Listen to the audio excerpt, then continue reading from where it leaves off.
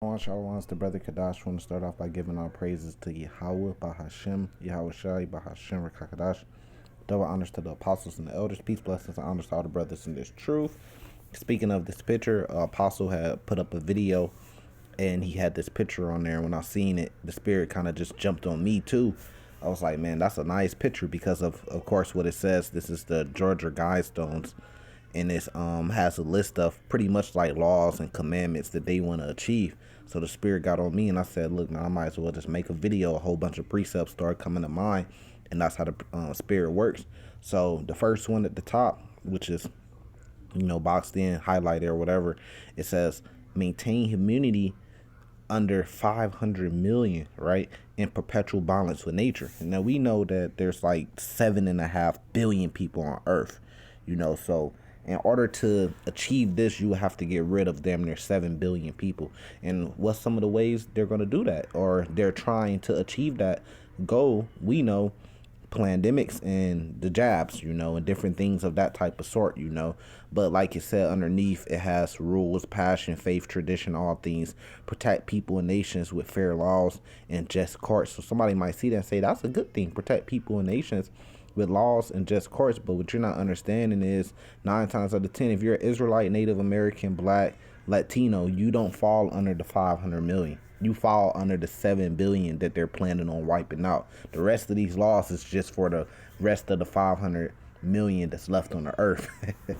You're the undesirables. And the funny thing, what came to mind is I was talking to a family. Yeah, like I was saying, Slocky, about that. I was saying, but I had a cousin, and I was speaking to him, and he was telling me how somebody close to him was pretty much talking about the jab as if it was a good thing. It's saying, look, they're trying to get this to everybody. It's going to boost everybody DNA or RNA, almost like if it gave people superpowers, And it was kind of weird. I was like, has our enemy ever did anything that's going to make us super or make us great or benefit us? The scriptures talk about never trusting your enemy. Actually, here, let me get that. Let me pull that right here. This is Ecclesiasticus in the Apocrypha, chapter 12. Right, starting at verse 10, it says, never trust thy enemy, for like as iron rusteth, so is his wickedness. Though he humble himself and go crouching, yet take good heed and beware of him, and thou shalt be unto him as thou hast wiped a looking glass, and thou shalt know that his rust has not been altogether wiped away. So you guys are forgetting, especially with this person. It's like, damn, man, you're forgetting what these people did and how they got this land and control over this land. So you're looking at him almost like his rust has been wiped away, not understanding, this. Verse 12, set him not by thee, lest when he has overthrown thee, he stand in thy place. So what happened with the Gadites, the Native Americans? He overthrew them and stood in their place. And now you have a such thing as called America, which they have power over. It says, neither let him sit at thy right hand, lest he seek to take thy seat. If thou and thou at last remember my words and be pricked therewith. So why would you go take something from this man, take a jab, when you're not even supposed to trust him? Why would you put that much trust in him? You wasn't there in the labs when they created it. You don't know the ingredients. They're not going to read off the ingredients to you before you take it, and you can't even sue the companies if there's bad effects to it. So why would you put that much trust into this man when you already seen through history? And that's why brothers go through history a lot, just to bring up those different things that Esau has done, to remind the people. It says, verse 13, who would pity a charmer that is bitten with a serpent, or any such as come nigh wild beasts? So if you fall, they want to get it under 500 million. You fall in the 7 billion mark that they want to get rid of. Who's going to pity that charmer? Because you trusted them. It told you not to trust your enemy. You trusted them and you went with them. And 9 times out of 10, those people are going to be led to the slaughter, It says, so who that goes into a sinner and is defiled with him in his sins, who will pity? For a while he will abide with thee. So for a while, right? But if thou begin to fall, he will not tarry. The enemy speaketh sweetly with his lips, but in his heart he imagine how to throw thee into a pit. Right, because they speaking sweetly with their lips, like protect people and nations with fair laws and just courts. That's speaking sweetly with their lips, but in reality, that's why I have this one boxed in highlighted. In reality, there's war in their heart. That they understand that in order to get down to 500 million people on the earth, that means you have to get rid of 7 billion. So like, and then it says, different things pop up. You get to doing these lessons, and the next thing you know, you doing this and you doing that, and things is popping up. But you just got to keep pushing through it. You got to keep having that spirit, just keep pushing through it. So we gonna keep going. Now it says, verse 17 says, if adversary come upon thee, thou shalt find him there first. So if there's a pandemic and it's really affecting your people, especially the Israelites, so-called Negroes, Hispanics, Native American, guess who you gonna find behind the scenes that's doing all this? You guess right, Esau. It says, and though he pretend to help thee, so he's pretending like, look, I'm going to help you by giving you this. There's a pandemic, and the only way to make things safe again, the only way to make it to where you ain't gotta worry, pretty much is if you take this. We came up with this, and we trying to give you this to help you so you could survive, right? So it says, and though he pretend to help thee, yet shall he undermine thee. He will shake his head and clap his hands and whisper much and change his countenance. So he gonna do anything to kind of slip and slither inside to get close to you so he could destroy you and take your place, man. And that's what they're attempting to do, especially when you go into the elect and the kingdom. They're trying to steal the kingdom from us. They're trying to steal that blessing from us. They want to have their kingdom forever. The promises that was given to us to be changed, to have those spiritual powers, to inherit the kingdom forever. They want to take those things and have those things for themselves. That's why you're looking at the Georgia Guidestones, which is pretty much just laws, statutes, and commandments to their kingdom that they want to set. Which brings me to, this is 1 Thessalonians chapter 5. Here I want to start at verse 3. It says, for when they say peace and safety, so that's what they're trying to do. They're going out there and telling you, like, look, it could be peace and safety for you as long as you get the jab. Me and one of the brothers, we was sending videos, little short videos back and forth, because we can't really post them on YouTube because they get taken down, which is crazy, because when you think about it, it's like Little Nasty Acts, which the apostle was speaking about this too. He could post a very vague video and get hundreds of millions of views within days, right? And I guarantee you there's been people reporting that video. If he got 100 million views, 100 and something million views, I'm pretty sure there's thousands of people that done reported that video, right? But they don't take it down. He don't get a strike. He don't get taken down. But we post something, and just our little channels post something, and you get a strike and you get the video took down. Ain't that crazy? So it says when they say, so back to our saying, we was sending different videos on what's going on in the world to each other, so we kind of got to do it underground, and I sent him one of a governor, and the governor was saying, like, look, this is going to be a jab society. In order for you to be a part of this society, you have to be jabbed. So what does that mean for the people that doesn't? They're not going to be a part of society. This is verse 3. 1 Thessalonians 5 verse 3 says, for when they shall say peace and safety, the sudden destruction should come upon them, as travaileth upon a woman with child, and they should not escape. But so when they're going to say peace and safety, because this is only, we believe, like, this is just a forerunner for the mark of the beast.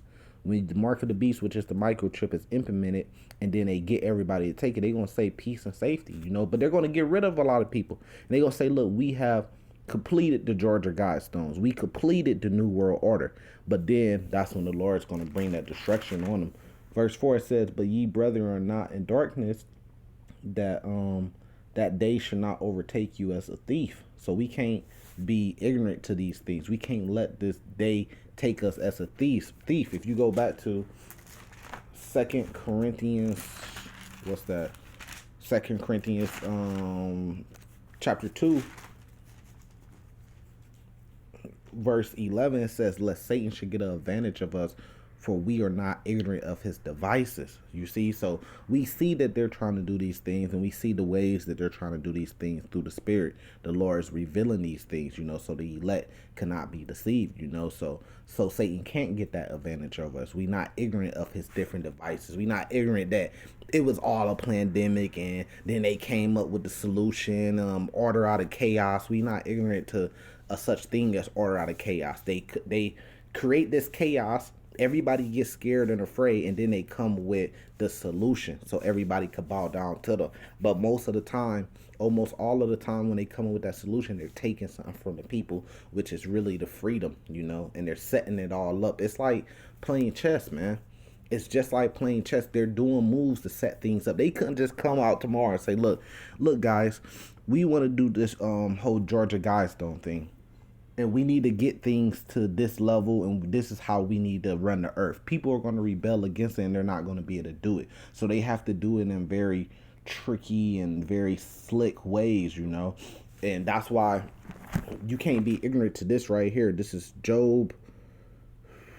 You got to understand who you dealing with first, So those guys out there, and I did a video, it was like how the doctrine you learn could affect your salvation. Those guys out there that's saying the so-called Caucasians are not Edomites, they're being deceived because they're not acknowledging who they're dealing with. So they're going to be willing to take different things from these people because they don't believe that they're the Edomites. They don't believe that they're the wicked. They believe it's some Arabs over in Saudi somewhere. They believe that they're the Edomites. I had a dude come on the comment board and told me that dark Africans are Edomites. It's like, how, fam? Wouldn't the Egyptians be considered Africans? Right? And we all know that the Egyptians go back to Mizraim, which was a son or grandson of Ham. So technically, they would be Hamites. But he was trying to tell me how they're all Edomites in most parts of Africa. The way he said was in most parts of Africa, these doctrines, they wax worse and worse every day, man. But he was trying to tell me how in most parts of Africa, the dark Africans are Edomites. So he looking at them as being the wicked of the earth. It said Esau will be the end and Jacob will be the world that follow, meaning Esau will be in rulership at the end. How are the dark Africans in Africa ruling the world right now? Come on, man. The complete blasphemy, But this is Job 9. So you have to admit and know who you're dealing with. It says the earth is given into the hand of the wicked. He covered the faces of the judges thereof. If not, where and who is he? And this is exactly what we're speaking on. If not, where and who is he? Let's not play dumb. Who has the power over earth? Who told you if you go look up Jesus Christ, who image is that? If you go look up in Google God, who image is popping up? That's the one that covers the faces that changed it. The earth is given to the hand of the wicked, meaning the wicked will be in rulership. Malachi chapter 1 tells you Esau is the border of wickedness, meaning they're the most wickedest people on the earth. They are the man of wickedness, which is just crazy that, but we got to slow down. It's crazy that we have to go through that, but everything is done in a certain way. Everything is done according to the Lord. So you have to have that. You have to have scoffers. You have to have bad doctrines, false prophets. You have to have that, because that's what's going to make it so glorious when the elect is actually chosen for election and saved, Then everybody going to see who had the truth. And GMS got the truth, man. At this point in time, you guys just got to admit it, man. It don't matter. You got to get out your feelings first. You got to put your feelings to the side. GMS got the truth, has always had the truth. If y'all smart, then we all should just come under that, At least you're going to have wise counseling. At least you're going to have the truth, because you got to have such thing called fear in the Lord, man. You can't be so proud. You can't be feeling like you got it all. You could do this and do that, man. You got to really fear in the Lord, man. These guys, if there's a camp out there telling you not to worship Yahweh Shai, then you already know. You already know that if you have any type of common sense, you already know not to be nowhere involved in that, No matter how much you like them, no matter how cool they are and how appealing they are, look, we ain't going to be involved in that, Because I got fear in the Lord. If true fear in the Lord, you wouldn't even say something like that out your mouth, man. You will be way humble. You kind of putting yourself up there with the Lord to say something like that. What type of authority do you think you got to say something like that? You can't even take down Esau yourself. We got to wait for the Lord to come take down Esau. But you think you could say something like that? That's showing a lack of fear of the Lord, man. Even if you feel that way, why are you saying it? Why are you putting it out there like that? You gotta have fear in the Lord, man. Way more fear in the Lord. People telling you you could call the Lord whatever. I mean, it's so many doctrines, we ain't gonna get into it. But this is Job 20, verse 23. Because we talk about this Georgia Guidestone, right? It says when he is about to fill his belly, so when he's about to complete this whole new world order, when he's about to fill his belly, when he's about to complete the Georgia Guidestones and all that, it says God should cast fury of his wrath upon him, which goes to 1 Thessalonians 5 that we just read when he should say peace and safety, right? It says God should cast his wrath upon him and should rain it upon him while he is eating. He should flee from the iron weapon, those nuclear weapons, right? With the bow of steel should strike him through. Why? Because America, if you go to Revelation chapter 18, is going to be utterly destroyed by nuclear missiles. Thus say the Lord. It says, it is drawn and cometh out the body, yeah, the glittering sword, right? Because, if you go to Revelation chapter 6, it says, look, these nuclear weapons are going to look like stars in the sky because they go up into space, the hypersonic missiles. They go up into space and they sprinkle, kind of like a star. They glitter, and then they come down and hit their target. It says in sword, that's why it's called a sword, a weapon. Cometh out of his gale and terrors are upon him. Because when they come down, they do destruction and great terror. If you go to Isaiah chapter 34, it tells you that the Lord's sword should be bathed in heaven. Meaning that missile is going to go up into space, the heavens, and it's going to come down upon Adumia. Adumia is Greek for Edom, and it's going to completely destroy them, And you could go to Obadiah 1 and Revelations chapter 8 breaks down, the different missiles and the nukes, how that's going to hit and make the waters bitter and different things like that. This is Psalms chapter 10. Jump back. Psalms chapter 10. Let me see where I can find it.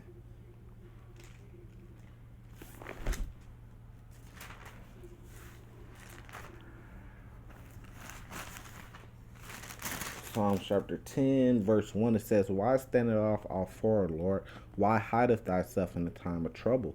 Because there's going to be a lot of time of trouble when they're trying to do these things, when they're trying to complete these things, right? Especially for the Israelites, because you're not making it a part of that 500 million that they want to keep in perpetual balance with nature. You're a part of the undesirables. You're a part of the 7 billion that they want to get rid of, because you're a rebellious people, hard-headed, stubborn, stiff-necked, and you're not their people, They for the Edomites. They want the Edomites to have the kingdom, not Edomites mixed with Israelites and Negroes, Native Americans, and Hispanic. That shit's bullshit. That's a pipe dream. It says, the wicked in his pride does persecute the poor. So they're going to persecute the poor. Let them be taken in the devices that they have imagined. For the wicked boasts of his heart's desire. So they put these things on the stone, and this stone is still up to this day because they was boasting of their heart's desire to do this. It's crazy, It says, it's right in front of your face. It says, and blesses the covetous who the Lord hearteth. The wicked through the pride of his countenance, and this is very prideful, thinking that you, just merely man on earth, have they think they the Lord. They think that they could maintain immunity to what number they want it to be. You see what I'm saying? So that's much pride of his countenance, which not seek after God. God is not in all his thoughts. He's not thinking about it's the Lord. The Lord gonna have as many people on the earth as he want to. No, he thinking he gonna do what he want to do. It says his ways are always grievous. His judgments are far out of his sight. As for all his enemies, he puffeth up at them. He's puffing up at the Israelites. He say, look, we gonna get rid of y'all. He puffing up, If you jump over to Psalms 11, verse 5, it says, the Lord trieth the righteous, but the wicked and him that loveth violence, his soul hateth. So how are you going to get humanity to 500 million from 7.5 billion or something like that? Through much violence. And the Lord say he hateth them. It says, upon the wicked he shall rain snares, fire, and brimstone, and a horrible tempest. This shall be the portion of their cup. Right? So it says, now remember that. It says he shall rain snares, fire, and brimstone, and horrible tempests, which we know is the missiles, the second death, right? It says, and this shall be the portion of their cup. So now when you jump to Jeremiah, you could get a better understanding. This is how you connect the scriptures, precepts upon precepts. This should be the portion of their cup. Now you jump to Jeremiah 49, and it gives you even more detail. Verse 12, for thus saith the Lord, behold, those whose judgment was not to drink of the cup has surely drunken. And art thou he that shall altogether go unpunished? Thou shalt not go unpunished, but thou shalt surely drink of the cup. This is the portion of his cup. We just read it in Psalms 11. Verse 13, it says, for I have sworn by myself, saith the Lord, that Basra should become a desolation, a reproach, a waste, a curse, and all the cities thereof should be perpetual waste, meaning that they whole plans is going to go down the drain, and America is going to become, all the cities are going to become perpetual waste. So why would you pray for this place if you know the Lord is coming back to destroy it? Why would you take something from this place when you know that this place is wicked and the Lord is coming back to destroy it? This is verse 17. It says, also Edom shall be a desolation. Everyone that go by it shall be astonished and shall hiss at the plagues thereof. Now remember, it says he gonna rain fire and brimstone and snares upon them. Verse 18, as in the overthrow of Sodom and Gomorrah and the neighboring cities, how did the Lord do it? Fire and brimstone. Therefore, saith the Lord, no man shall abide there, neither shall the Son of Man dwell there. Why? Because it's going to be destroyed. But the fire and brimstone this time is going to be nuclear weapons. That's why we read in Job 20, the iron weapon, the sword, the glittering sword that's going to come upon him, you know. So we're going to end it off right here. This is Revelations, one of the most popular precepts of this time, especially right now. Revelations 13, 16. Many, it's not many that deal with it's not many that would deal with these precepts I'm about to read to you. It's not many that could deal with it. There's a lot of different camps and religions and stuff like that skip over these ones. They're afraid to deal with these ones. It says, and he calls of all, both small and great, rich and poor, free and bond, to receive a mark in their right hand or in their forehead. That goes with a whole new world system, the internet of all things. You have Elon Musk. They shot up the Starlink, right, which is thousands and thousands of mini satellites that's low orbit, that's going to pretty much get a world internet. Anywhere you go in the world now, you're going to have internet. But how are you going to be hooked up to that internet? You can't just be randomly hooked up to it with just flesh. You have to have something called a chip inside you. You got a chip in your hand, and you're going to have a chip in your forehead. Anywhere you go on Earth, you're going to automatically be hooked up to internet because there's a Starlink up there. You say, well, that's Elon Musk. Well, who the hell could shoot thousands of satellites low orbit that's just going to be around the whole Earth, orbiting the Earth, and having internet? That tells you what? If you smart, that tells you that the government is behind it. But even more than that, the rich banker families, the ones that really rule the Earth, the elites, are behind it. He's just a face man. Elon Musk is just a face man, just like a president. Who gave him permission to shoot rockets up into the... You go make a rocket right now. Go try to make a rocket. Matter of fact, don't even do that. Try to go get on a plane and fly over New York right now. See what happened to you. So he has the permission to not only do that and shoot rockets up into space, but to shoot satellites up into space for internet. That means that there's rich people behind him that's running it, that's really behind it. We're not ignorant of Satan's devices. But yeah, it says, so you got, speaking of Elon Musk, he has the Neuro chip or something like that goes in your head, which hooks you up to the internet. But you ain't finna be hooked up to some internet on a pole somewhere or some type of, tower internet. No, they finna have the internet of all things. They finna have AI, everything digital. And they gonna have it with their satellites that they got in the sky that's gonna link internet. Meaning you could be in a Sahara desert and you're gonna be able to hook up to the internet because these satellites are above. That's what they're trying to do, man. And it goes with the Georgia Guidestones. Too many people on Earth to do that with 7 billion people. You have to reduce humanity to 500 million, they're saying. It says, so then you got a chip in your head, you got a chip in your hand to buy or sell. Meaning, I could be in the Sahara Desert, right? Me and you. And you could have something I want, and I could pay you. I don't need cash on me. I don't need nothing. Just by the chip in those satellites, the Starlink satellites, I could pay you. Right there. You got some gold on you, and I see, and I say, look, man, I want to buy that. You say, look, it's for sale. I could pay you from my chip to your chip, just like that, because we already hooked up to the internet. And you give me the gold. That's crazy, ain't it? It says, to receive a mark in their right hand or their forehead. It says, and that no man may buy or sell, meaning you ain't gonna be able to buy or sell because you're gonna need this chip to do it.